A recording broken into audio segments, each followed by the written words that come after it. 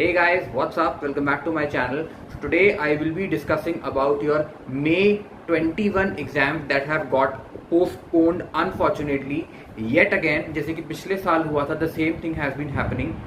I know students must have been very frustrated, especially old syllabus वाले, because of the fact that वैसे ही घर पे रह के बहुत ज़्यादा परेशान हो चुके हैं. And I know I can understand that feeling that you just wanted to get rid of this thing, and now they have postpone the results and that too we do not have any scheduled dates for the same.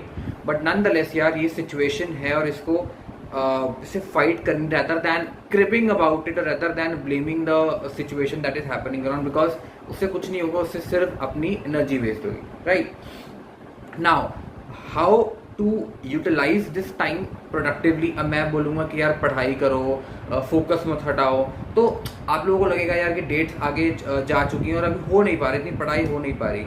I would से the best thing to do at this point of time is to write the test papers.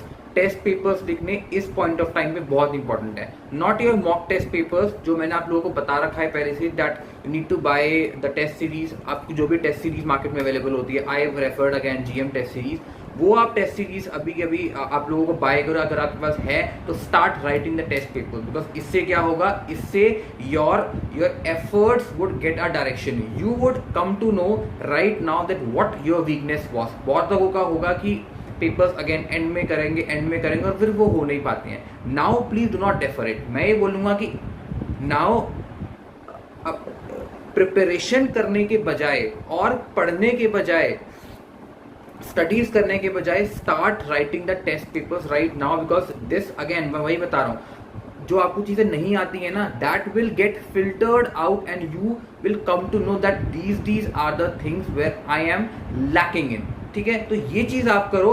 This is going to be very fruitful for you guys. Secondly, बहुत लोगों को doubt आ रहा है, बहुत लोगों ने मुझसे फोन करके भी चीज पूछी that we were going for single subject और we were going for a particular group and now the exams have got postponed, so shall we go for another group. Group का तो मैं कभी भी नहीं बोलूंगा. You should, if I would have been at your place, I would have never picked another group कि 2 महीने में मैं एक और ग्रुप पिक कर लेता हूँ. That would be very dicey, specially for the old syllabus student, because वैसे ही थोड़ी सी गले पे तलवार लटकी हुई है. And that too if you are going to take such a big risk, it is going to be very problematic for you guys. So मैं suggest नहीं करूँगा कि आप लोग एक अलग से ग्रुप उठाओ. और लेकिन बहुत लोगों को ये भी आ रहा होगा कि एक सब्जेक्ट जो आप लोग, I mean like some of you might have been going for examination या फिर एक ग्रुप के लिए जा रहे होंगे, so they must have been thinking या तो हम दूसरे ग्रुप का एक सब्जेक्ट उठा लें या फिर हम लोग एडिशनल सब्जेक्ट उठा लें एग्जामिनेशन के लिए. Only pick up that particular subject if you are 100% sure about the your exams, your subject जिसके लिए आप ऑलरेडी एग्जाम दे रहे थे, फिर 100% sure about it. 100% sure in the sense कि आपने उनकी राइटिंग प्रैक्टिस कर ली है, आपने ऑडियो क्लिप्स बना लिए हैं, and for that additional subject आपने पूरी R&D करके रखी हुई है. R&D इन द सेंस कि कौन सी बुक रेफर करनी है, कौन सा टीचर से मुझे लेक्चर लेना है, और आपने सारे के सारे पास पेपर्स का एनालिसिस करके रखा हुआ है. And you come to know, and you I mean like not come to know, and you are aware of the fact कि भाई इस पर्टिकुलर सब्जेक्ट का क्या ट्रेंड बनता है, which are the important topics, and इसमें क्या हैक लगेगा so as to get an examination. अगर आपको, क्योंकि सबसे ज़्यादा ज़रूरी R&D करना ही होता है, सबसे ज़्यादा ज़रूरी प्लानिंग ही होता है. अगर वो अभी आपके पास एडिशनल सब्जेक्ट के लिए नहीं है, then don't do it, because CA final में यू टर्न लेना is the most difficult thing कि you are preparing for something and after that you come to know that okay, I've referred a wrong book or a wrong teacher, or might be my approach was not correct, and then that the time would be less, then it will be difficult to take a U-turn. So do not do that thing. एक और चीज़ मैं suggest करूँगा, if you are not getting confident about a particular subject, go for the fast track batch. Fast track batch लेना इस point of time पे it will be a smart thing. But ये सोच के चले ना, whatsoever subject you are going for fast track के लिए, at least you need to spare 30 days for that subject exclusively, then only that fast track batch would be fruitful.